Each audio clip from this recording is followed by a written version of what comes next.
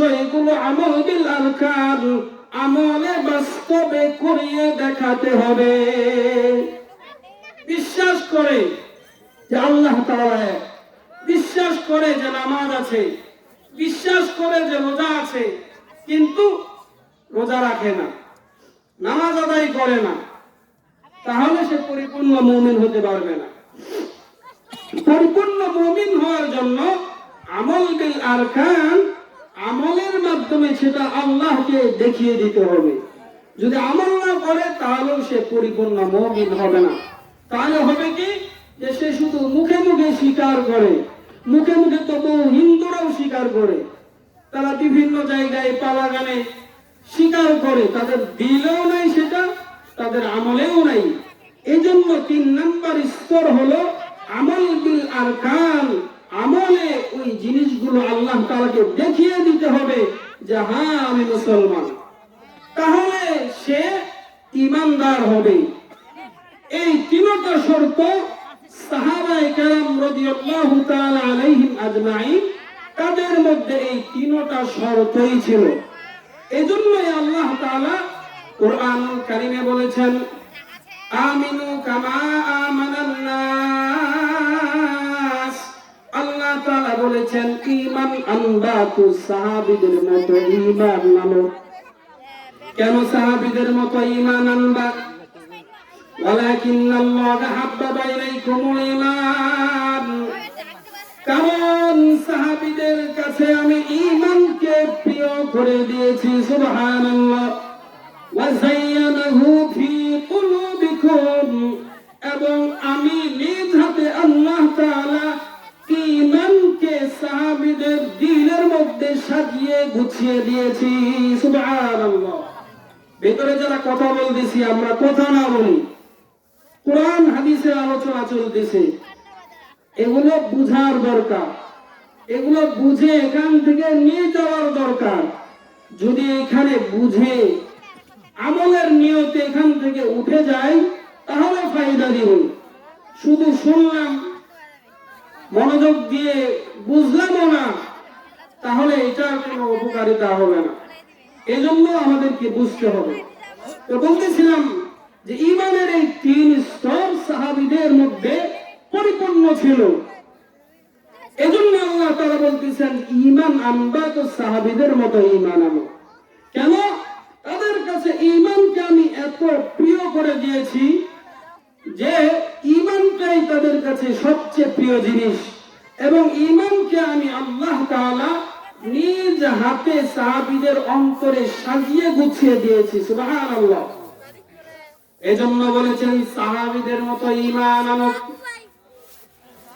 সাহাবীরা ঈমানের জন্য ত্যাগ করেছেন, ঈমানের জন্য সম্পদ ছেড়েছেন, ঈমানের জন্য বাড়ি ঘর ছেড়েছেন, ঈমানের জন্য পরিবারের বিচ্ছেদ ঘটিয়েছেন, এরপর ঈমানকে মূল্যায়ন করেছেন। এরকম অসংখ্য অগণিত সাহাবী আছেন। যেমন আব্দুল উজ্জা, একজন যুবক সাহাবী, 18 বছর বয়স। 18 বছরের বহু যুবক এরকম আছে, তারা দ্বীনে ফিরে আসতেছে। এখন কোরআনের জোয়ার চলতেছে, ঠিক না? 18 বছরের বহু যুবক এখন দেখতেছে দুনিয়ার বহু গুনাহের ছড়াছড়ি, তো বহু যুবক ফিরে আসতেছে। বহু যুবক, 18 থেকে 20 জন যুবক কারণান্বিতে আমার কাছে এসেছে যে হুজুর আমাদেরকে পথ বাতলে দেন, আমরা কাজ করতে প্রস্তুত। সুবহানাল্লাহ। দিন বুঝতেছে। তা আব্দুল উজ্জা ওইরকম যুবক একজন সাহাবী, 18 বছর বয়স। তিনি মনে মনে ভাবতেছেন যে রাসূল করিম সাল্লাল্লাহু আলাইহি ওয়াসাল্লাম যে ধর্মের দাওয়াত দিতেছেন, যে ইসলামের দাওয়াত দিতেছেন, এগুলো সত্য ধর্ম, এগুলো সব কিছু শর্ত, কিন্তু ঈমান গ্রহণ করতে পারেন না, কারণ তিনি এমন একজন সাহাবী, এমন একজন যুবক যে তার পিতা দুনিয়ার বুক থেকে ছোটবেলায় বিদায় নিয়ে চলে গেছেন। চাচার অধীনে তিনি লালিত পালিত হয়েছেন।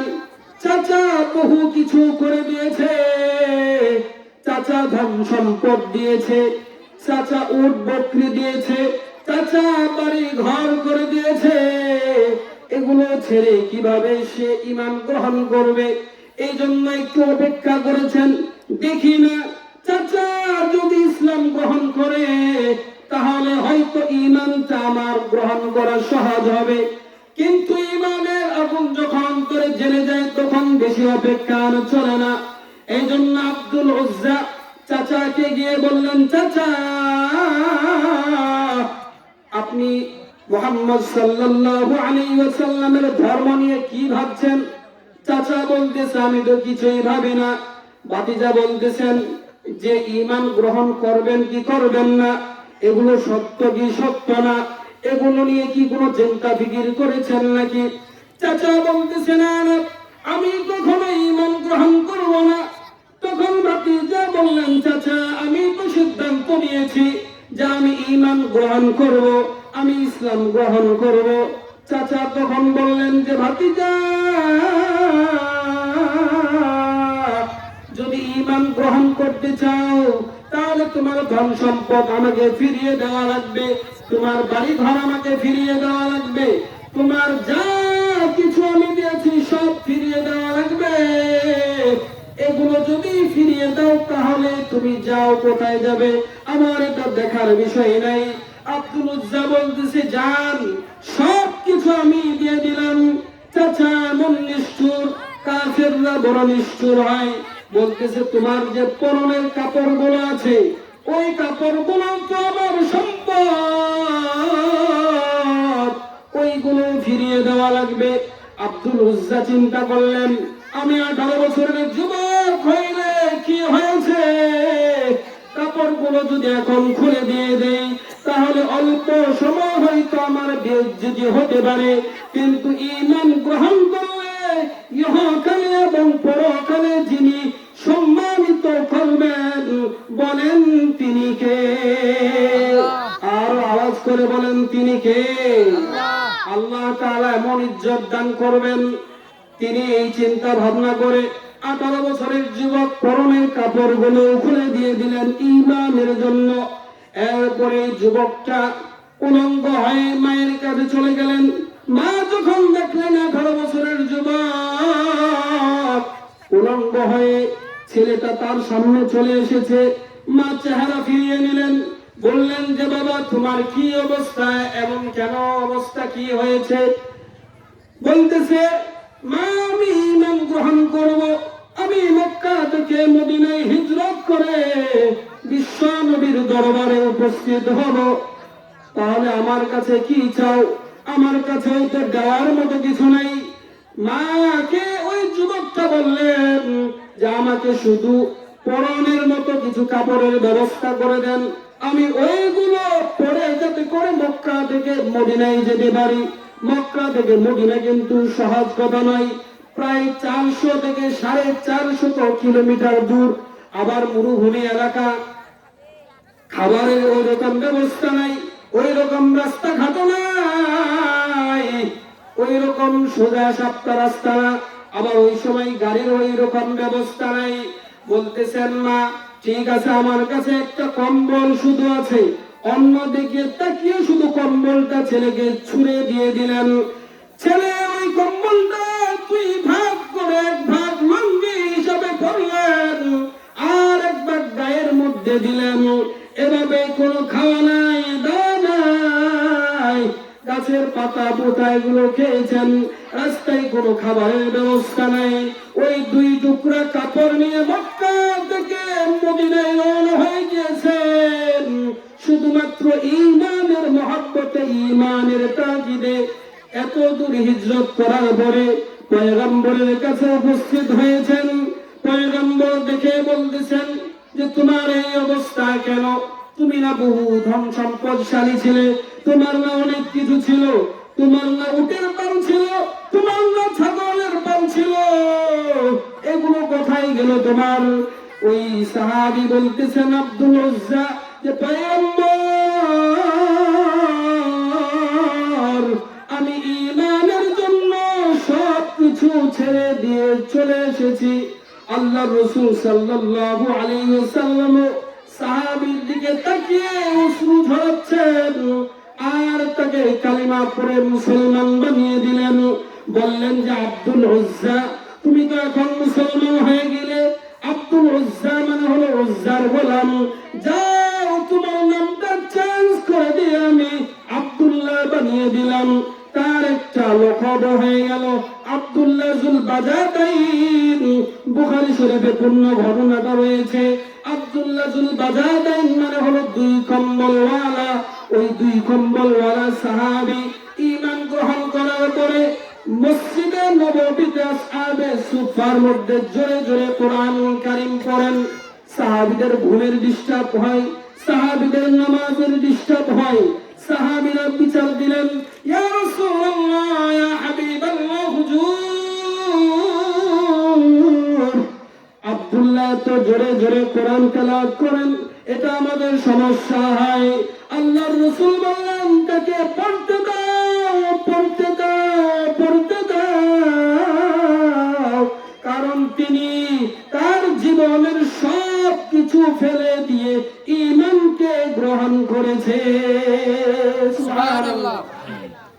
এরকম ঈমান গ্রহণ করেছেন।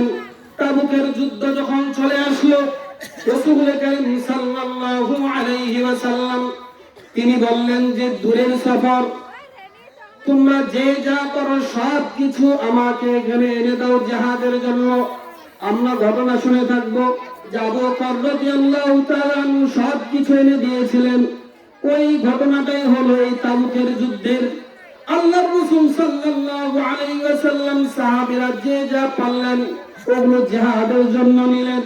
কিন্তু এই যে আব্দুল্লাহ নামের সাহাবীটা পয়গম্বরের কাছে এসে দাঁড়িয়েছেন আর বলতেছেন, পয়গম্বর আমার তো আজকে কিছু নাই, আমি তো খালি হাত, আমার তো কোনো সম্পদ নাই, আমি কি আপনাকে দান করব? জিহাদের জন্য দেওয়ার মতো পয়গম্বর আমার হাতে কিছু নাই, আপনি দোয়া করেন যাতে করে আমার জীবনটা আল্লাহর রাস্তায় জিহাদের ময়দানে দিয়ে দিতে পারি। পয়গম্বর আপনি একটু দোয়া করেন না, যাতে করে শহীদ হিসাবে আল্লাহ আমাকে কবুল করে নেন। আল্লাহর রাসূল সাল্লাল্লাহু আলাইহি ওয়াসাল্লাম তিনি দুই হাত উঁচু করে আল্লাহর কাছে দোয়া করলেন, আল্লাহ আপনি আব্দুল্লাহর রক্তকে কাফেরদের জন্য হারাম করে দেন। সুবহানাল্লাহ। তাকে যাতে করে কোনো কাফের শহীদ করতে না পারে। আব্দুল্লাহ বললেন, ইয়া রাসূলুল্লাহ, আমি বললাম যে আপনি শাহাদাতের জন্য দোয়া করেন, আর আপনি এটা কি দোয়া করলেন?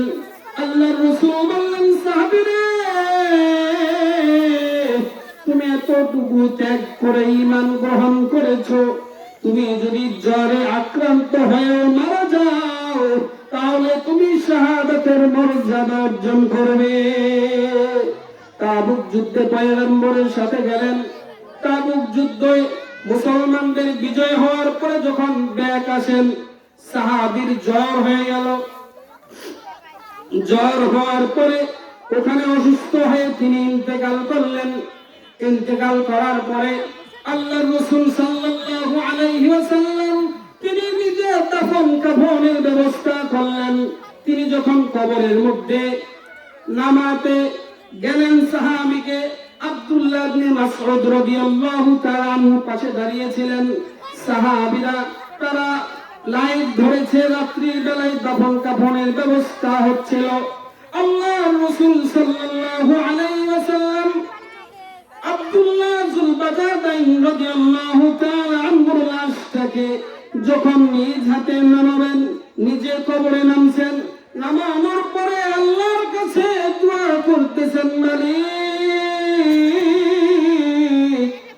আব্দুল্লাহর উপরে এই পর্যন্ত আমি সন্তুষ্ট ছিলাম, আপনি নিজে আব্দুল্লাহর প্রতি সন্তুষ্ট হয়ে যান। সুবহানাল্লাহ। আব্দুল্লাহ ইবনে মাসউদ রাদিয়াল্লাহু তাআলা আনহু বলেন, হায় হায়, আমি যদি আজকে আব্দুল্লাহর স্থানে হতাম তাহলে আমার জীবনটা বড় ভাগ্যময় হয়ে যেত। এরকম ঈমানের জন্য সাহাবীরা কষ্ট করেছেন, সবকিছু ছেড়ে দিয়েছেন। আব্দুর রহমান ইবনে আউফ রাদিয়াল্লাহু তাআলা আনহু তিনি এরকম যখন শুনলেন যে নবীজি মক্কা থেকে মদিনায় হিজরত করে চলে গিয়েছেন, তখন তিনি দেখলেন যে মক্কায় আর নবী নাই, নবীকে খুঁজে পাচ্ছেন না। শুনলেন যে হিজরত করে চলে গেলেন। আব্দুর রহমান ইবনে আউফ এরকম বড় সাহাবী ছিলেন যে তিনি একটা কাপড় একবার পরিধান করলে দ্বিতীয়বার ওটা পরতেন না। এরকম ধনাঢ্য ব্যক্তি ছিলেন, এমন পারফিউম এমন সেন্ট ব্যবহার করতেন যে রাস্তা দিয়ে হেঁটে গেলেই মানুষেরা বলতে পারত যে আব্দুর রহমান ইবনে আউফ এদিক দিয়ে হেঁটে গিয়েছে। এরকম তিনি ধনাঢ্য ছিলেন। তো যখন চলে গিয়েছে এটা জানতে পারলেন, তখন তিনি ভাবলেন যে কোনো মতে দিনটা পার হোক, রাত্রে আমিও হিজরত করা শুরু করে দিব। কোনো মতে শুধু পরনের কাপড় নিয়ে লুঙ্গিতে কিছু টাকা গুছিয়ে নিয়ে তিনি হিজরতের জন্য রওনা দিয়ে দিয়েছেন। এত ধন সম্পদ, উট মেষ সবকিছু রেখে তিনি সিদ্ধান্ত নিয়েছেন যে যে এলাকায় পয়গম্বর নাই ওই এলাকায় আমি আব্দুর রহমান থেকে কি করব, এরকম সিদ্ধান্ত নিয়েছেন। তো আব্দুর রহমান ইবনে আউফ রাদিয়াল্লাহু তাআলা আনহু রাতে যখন রওনা দিয়ে দিয়েছেন, তখন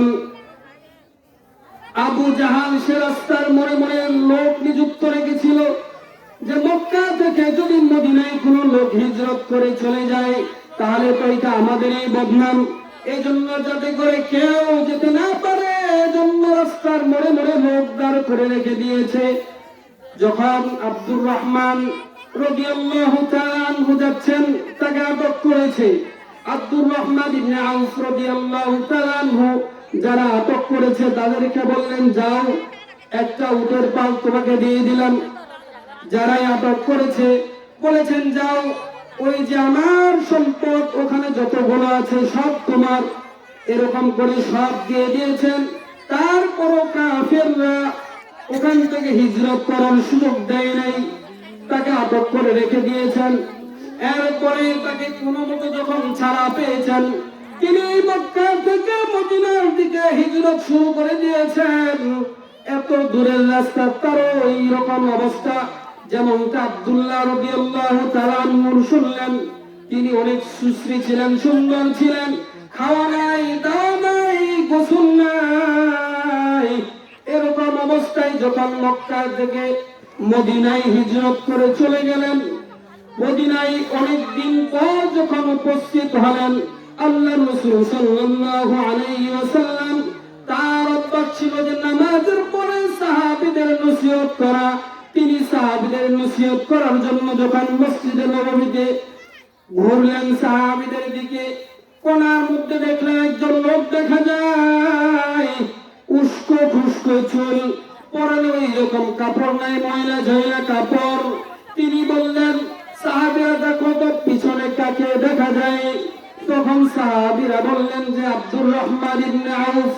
কই তুমি এদিকে আসো না। আব্দুর রহমান ইবনে আউফ রাদিয়াল্লাহু তাআলা আনহু যখন দাঁড়িয়েছেন, রাসূল করিম সাল্লাল্লাহু আলাইহি ওয়াসাল্লাম দেখার পরে তিনি বললেন, আব্দুর রহমান, এটা তোমার কি চেহারা? তোর চেহারা অনেক সুন্দর ছিল, তোমার চেহারাটা শুকিয়ে গিয়েছে, উস্কো খুস্কো চুল, পরনে কোনো কাপড় নাই। তুমি তো এরকম ছিলে যে একটা কাপড় দুইবার পরিধান করতে না। তুমি তো এরকম সাহাবী ছিলে, তুমি এরকম অবস্থা কেন? আব্দুর রহমান ইবনে আউফ রাদিয়াল্লাহু তাআলা আনহু বলতেছেন, ইয়া রাসূলুল্লাহ, ইয়া হাবিবাল্লাহ, যে এলাকায় আপনি নাই ওই এলাকায় আমি কি করে থাকি? এই জন্য আমি হিজরত করে সবকিছু রেখে দিয়ে, সবকিছু ফেলে দিয়ে আপনার দরবারে উপস্থিত হয়ে গিয়েছি। আল্লাহর রাসূল সাল্লাল্লাহু আলাইহি ওয়াসাল্লাম আব্দুর রহমান ইবনে আউফ রাদিয়াল্লাহু তাআলা আনহুকে জড়িয়ে ধরলেন। আব্দুর রহমান ইবনে আউফ রাদিয়াল্লাহু তাআলা আনহু কান্নায় ভেঙে বললেন, আহারে, এই পয়গম্বরকে দেখার জন্যই তো সুদূর মক্কা থেকে মদিনায় হিজরত করলাম। এই পয়গম্বর এখন আমার বুকের মধ্যে। আব্দুর রহমান ইবনে আউফ যেমন প্রশান্তি পাচ্ছেন, তিনি পয়গম্বরকে ছাড়তেছেন না। তিনি বুকের মধ্যে পয়গম্বরকে ধরে রেখেছেন, আর পয়গম্বরও তাকে ছাড়তেছেন না। সব কিছু ছেড়ে সাহাবী পয়গম্বরের কাছে চলে এসেছেন। আব্দুর রহমান ইবনে আউফ রাদিয়াল্লাহু তাআলা আনহু তিনি কাঁদতেছেন, আর পয়গম্বরের সমস্ত পিঠ এদিকে ভিজে যাচ্ছে। এরকম প্রশান্তির কান্না যে পয়গম্বরকে দেখার জন্যই তো মক্কা থেকে মদিনায় আসলাম, পয়গম্বরকে এখন বুকে পেয়েছি। এইরকম সাহাবীরা ঈমানের জন্য কষ্ট করেছেন, মুজাহাদা করেছেন, ঈমানের জন্য সব কিছু ছেড়ে দিয়েছেন, ঈমানের জন্য জীবনের সর্বোচ্চ তারা সব কিছু বিলীন করে দিয়েছেন। এই জন্যই আল্লাহ তাআলা বলেছেন, আমিনু কামা আমানান নাস, ঈমান আনো তো সাহাবীদের মতো ঈমান আনো। সুবহানাল্লাহ। আপনারা বলতে পারেন এটা তো ওই যুগ ছিল, সাহাবীদের যুগ, এখন কি আর ঈমানের জন্য এত কষ্ট করা লাগে? আমাদের বাংলাদেশে তো আমরা অনেক শান্তিতে আছি, আমরা ঠিক মতো নামাজ কালাম করতে পারতেছি, তাও আমরা আসি না মসজিদে। কিন্তু কিছু কিছু এলাকায় এমন আছে যে স্বাধীন মতো কোরআন শিক্ষা দিতে পারতেছে না, স্বাধীন মতো নামাজে যেতে পারতেছে না, তাদের উপর নির্যাতন নিপীড়ন চালাতেই আছে। পাশের এই রাষ্ট্র আমাদের ভারত, এই ভারতেও এরকম অবস্থা যে মুসলমানেরা শান্তিতে নাই। ভারতের দাঈ কালিম সিদ্দিকী হাফিজাহুল্লাহ তিনি একবার উমরার সফরে গল্প শোনাচ্ছেন, বাংলাদেশের আলেম যারা গিয়েছেন তাদেরকে গল্প শোনাচ্ছেন। তিনি হলেন একজন বিশিষ্ট দাঈ, যিনি হিন্দুদেরকে, বিভিন্ন ধর্মের লোকদেরকে মুসলমান মানান। শত শত হাজার হাজার মানুষ তার হাতে ইসলাম গ্রহণ করেছে। তিনি বাংলাদেশের আলেমদেরকে উমরার সফরে বলতেছেন যে বাংলাদেশের মাওলানারা তোমরা শোনো, তোমরা তো বড় শান্তিতে আছো, আমি এমন এক জায়গায় আছি মনে হয় এখনো জাহিলি যুগ চলতেছে। সাহাবীরা যেমন ঈমানের পরীক্ষা দিয়েছেন, মনে হয় এখন ওই রকম ঈমানের পরীক্ষা যাচ্ছে। তিনি একটা ঘটনা শোনালেন যে একজন যুবক সে আমার কাছে এসেছে ঈমান গ্রহণের জন্য। বললেন যে হুজুর আমাকে আপনি কালিমা পড়া দেন, আমি মুসলমান হয়ে যাব। কালিম সিদ্দিকী বলেন যে তুমি যে মুসলমান হবে, তুমি যে ঈমানদার হবে, তোমার উপরে নির্যাতন চলতে পারে, তুমি কি এগুলো সহ্য করতে পারবা নাকি? ওই যুবক বলতেছে হ্যাঁ, ওই রকম বুঝ পরামর্শ করেই, অন্তরের সাথে ওই রকম কথা বলেই আমি এখানে উপস্থিত হয়েছি। কালিম সিদ্দিকী কালিমা পড়ে মুসলমান বানায় দিলেন। চেহারাটা একটু ছিল কালো। কালিম সিদ্দিকী হাফিজাহুল্লাহ তিনি বলেন যে ওই দিকে মিল থাকার কারণে আমি তার নাম দিয়ে দিলাম বেলাল। যেহেতু বেলাল রাদিয়াল্লাহু তাআলা আনহু তিনিও একটু কালো ছিল, ওই দিকে মিল রেখে আমি নাম দিলাম বেলাল। ওই বেলালের কি করুণ দশা! ঈমান গ্রহণের পরে যখন বাড়িতে গেলেন, তাকে মারধর শুরু করে দিল। তার বাবা তাকে গাছের সাথে বেঁধে রাখলো আর বলল যে তুমি যে ঈমান গ্রহণ করেছো, তুমি যে ইসলাম গ্রহণ করেছো, ওই ঈমান ওই ইসলাম তুমি ফিরিয়ে দিয়ে আসো, নতুবা তোমার কোনো স্থানে বাড়িতে নাই।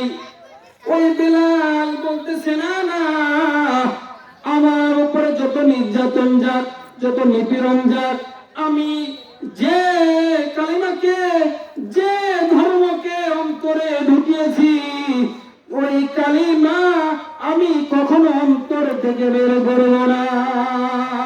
সুবহানাল্লাহ। এইরকম তিনিও ঈমান ছাড়েন নাই।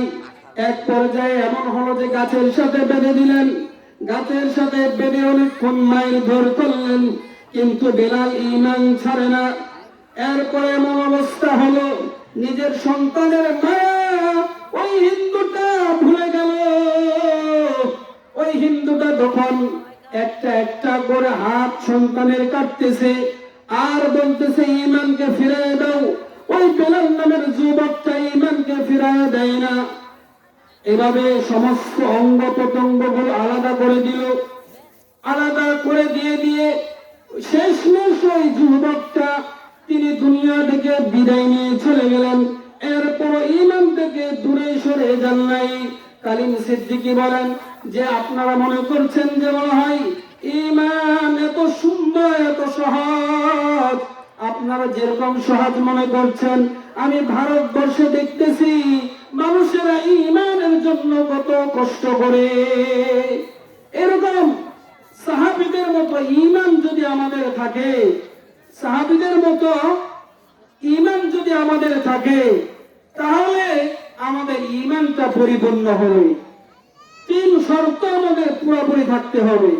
অন্তরে যেমন বিশ্বাস, মুখে এরকম স্বীকারোক্তি, কাজের মাধ্যমে বাস্তবায়ন করতে হবে। সাহাবীরা কাজের মাধ্যমে বাস্তবায়ন করিয়েছেন। আমরা উত্তরবঙ্গের যারা তারা দরিদ্রতার অজুহাত দেই যে খাবার নাই, নামাজ পড়বো কেমনে, কাজ করতে চলে যাই। তো এরকম দরিদ্রতার সময় সাহাবীদেরও পার হয়েছে। সাহাবীদের মধ্যে একজন সাহাবী, আমার আলোচনা এটাই বলে গুছিয়ে নিব, আমার আয়াতের আলোচনা শেষ হয়ে যাবে। আল্লাহ তাআলা বলেছিলেন ইন্নাল্লাযীনা আমানু ওয়া আমিলুস সালিহাত, দুই শর্তের বিনিময়ে আল্লাহ তাআলা জান্নাত দান করবেন। এতক্ষণ আলোচনা করলাম যে ঈমান আমাদের থাকা লাগবে। ঈমানের তিন স্তর।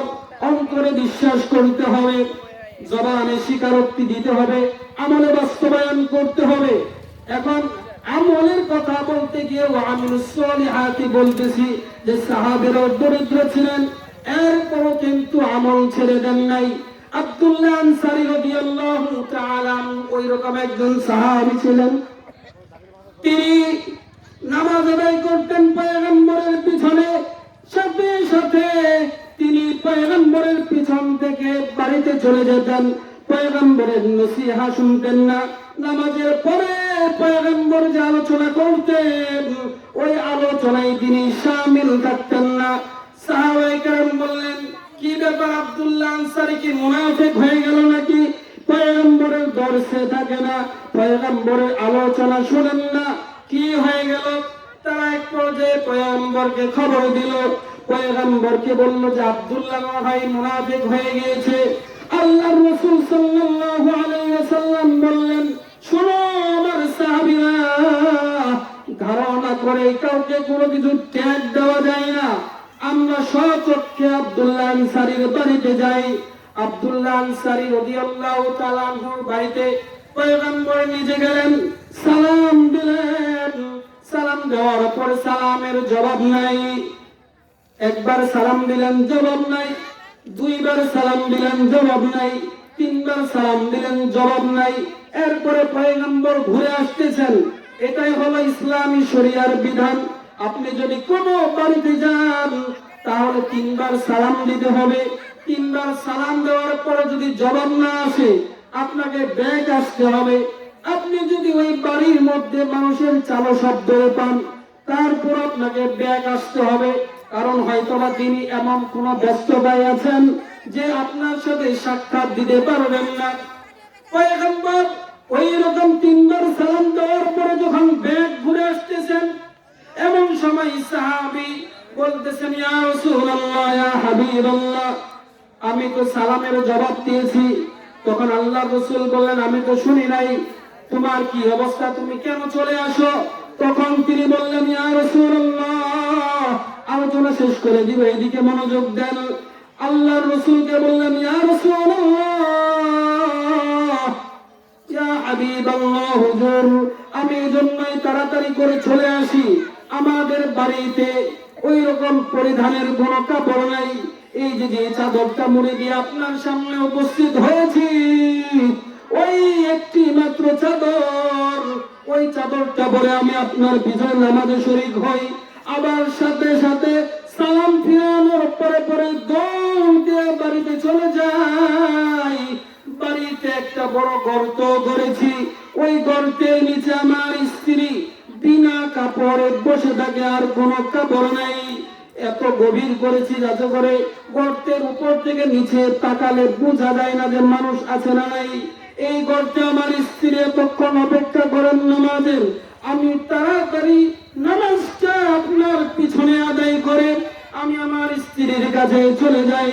আমি চাদরটা আমার স্ত্রীকে দেই, এরপরে আমার স্ত্রী ওই চাদরটা পরে তিনি নামাজ আদায় করেন। আপনি যখন সালাম দিয়েছিলেন আমি গর্তের ভেতরে ছিলাম, ইয়া রাসূলুল্লাহ, আমি সালামের জবাব দিয়েছি। গর্তের ভিতরে থাকার কারণে হয়তো আপনি শুনতে পান নাই। আমার স্ত্রী তখন নামাজে ছিলেন। আমি আপনার সামনে আসবো এরকম খবর চুপড় নাই। আমার স্ত্রীর নামাজ শেষ হলো, এরপরে আমি ওই চাদরটা পরে আপনার সামনে উপস্থিত হয়েছি। এইরকম দরিদ্র ছিলেন। চিন্তা করে দেখেন, কিয়ামতের ময়দানে আল্লাহ তাআলা যদি বলেন যে এই যে আমার আব্দুল্লাহ আনসারী সাহাবীর চাইতে কি তুমি বেশি দরিদ্র ছিলে, তাহলে বলেন তো আমাদের কোনো জবাব থাকবে নাকি?